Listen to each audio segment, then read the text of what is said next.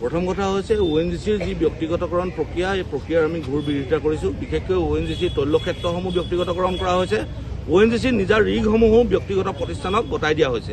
এতিয়া মই মাত্ৰ এটা কথাই ক'ব বিচাৰোঁ, ONGC প্ৰশাসন, শিৱসাগৰ জিলা প্ৰশাসন আৰু প্ৰাইভেট যিকেইটা কোম্পানীয়ে লৈছে তেওঁলোকক যে বাঘজানৰ জুই আমি পাহৰা নাই, দ্বিতীয়খন বাঘজান আমি বিচৰা নাই। এইটোৱে মূল কথা। আমি আজি এই প্ৰতিবাদস্থলীৰ পৰাই আমি ONGC কৰ্তৃপক্ষক এটা কথা কৈ দিব বিচাৰিছোঁ যে ONGCত আচলতে যিমানসমূহ খালী পোষ্ট আছে, প্ৰায় 9,000 পোষ্ট আছে, 9,000 পোষ্টক থলুৱা অগ্ৰাধিকাৰ দি তেওঁলোকে কি কৰিব লাগে, নিযুক্তি প্ৰদান কৰিব লাগে।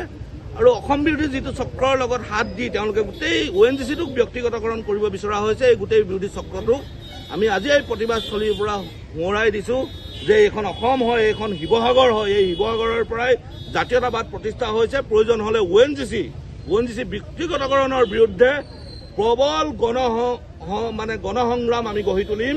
আৰু যি গণসংগ্ৰামত এই যিসকল বিষয়া আছে, যিসকল বিষয়াই পুঁজিপতি গোষ্ঠীৰ প্ৰীতিৰ বাবে আচলতে গোটেই ONGCটো শেষ কৰিছে, তেওঁলোকক শিৱসাগৰৰ পৰা দৌৰাই খেদাম। শিৱসাগৰৰ পৰা আহোমেনে তেওঁলোকক দৌৰাই খেদাব।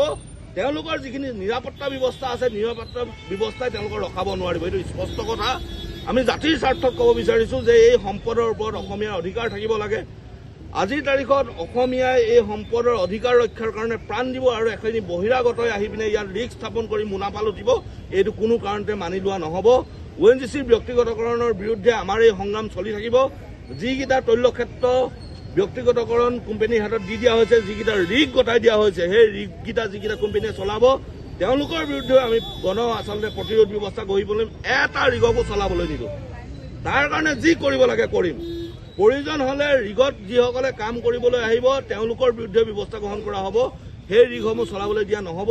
আৰু লগতে মই ক'ব বিচাৰোঁ যে ONGCয়ে শিৱসাগৰ জিলাখনক তৈল নিগৰ হিচাপে ঘোষণা কৰি অতি কমেও বছৰত 500 কোটি টকাৰ তেওঁলোকে পেকেজ দিব লাগে, যাতে আমাৰ ইয়াৰ আৰ্থ সামাজিক উন্নয়নৰ লগতে আমাৰ ইয়াৰ মানুহখিনিৰ স্বাৱলম্বিতাৰ এটা নতুন পথ আচলতে প্ৰশস্ত হয়। ইয়াৰ লগতে আৰু এটা মই কথা কৈ থ'ব বিচাৰোঁ, ONGCৰ যি আচলতে যিখন চিকিৎসালয় ইয়াত স্থাপন কৰা হ'ল, এই চুকাফা চিকিৎসালয়খন কি কৰিছে, চুকাফা চিকিৎসালয় আমি কিয় কাৰণে আমি এই সংগ্ৰামৰ মাধ্যমেৰে আচলতে এইখন হস্পিটেল আমি পাবলৈ সক্ষম হৈছিলোঁ। কিন্তু এই হস্পিটেলখন কেৱল ধনী শ্ৰেণীৰ মানুহৰ কাৰণে আচলতে চিকিৎসাৰ কাৰণে যোগ্য হৈ আছে। ইয়াত দুখীয়া মানুহে চিকিৎসা কৰিব নোৱাৰে, ইমানেই দাম বৃদ্ধি হৈছে। ইয়াত প্ৰত্যেকটো চিকিৎসাৰ ব্যয় ইমান বেছি। সেই গতিকে আমি ONGC কৰ্তৃপক্ষকো ক'ব বিচাৰিছোঁ এই ব্যৱস্থাটো তেওঁলোকে চাব লাগে আৰু যাতে সৰ্বসাধাৰণ শ্ৰেণীয়ে যাতে চিকিৎসা লাভ কৰিব পাৰে তাৰ কাৰণে তেওঁলোকে ব্যৱস্থা গ্ৰহণ কৰিব লাগে। ধন্যবাদ।